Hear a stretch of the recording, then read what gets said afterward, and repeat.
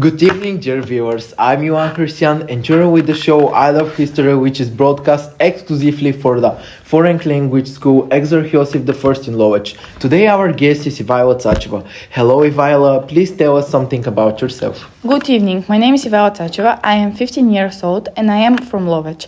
I am a 9th grade student in the specialized language high school in Lovech. I have been interested in history since kindergarten and I hope to represent myself and my school in the best possible way. That sounds great. Let's get started. Today, you have the right to choose between two topics: Western Europe on the road to prosperity and the beginning of European integration. Which of the two topics do you choose? The beginning of European integration. Great. I guess you know what awaits you. Those on the left are the questions you have to answer in your story, and on the right is our jury who will listen to you and evaluate you objectively. Are you ready to start? I am ready. After World War II, Europe was devastated and divided. In order to avoid another war and rebuild their devastated economics, countries began to look for ways to cooperate more closely. In 1949, the Federal Republic of Germany was created. This raised concerns among the French, and in 1950, Jean Monnet devised a bold plan to unite the French and German coal and steel industries into a community open to other countries. This should be a common market, which is a means of preserving peace because it reconciles the French and Germans and makes war between them maturely impossible.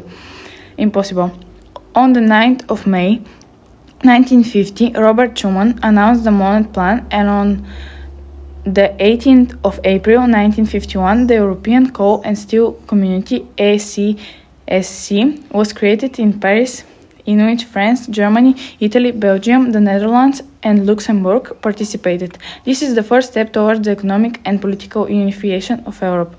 The ECSC is a supranational market. The supranationality is a characteristic of an institution that goes beyond the borders of nation states and to which they delegate part of their state sovereignty.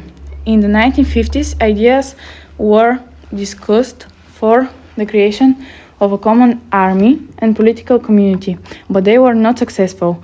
Therefore, efforts were directed towards the economy. The countries of Little Europe developed two new communities.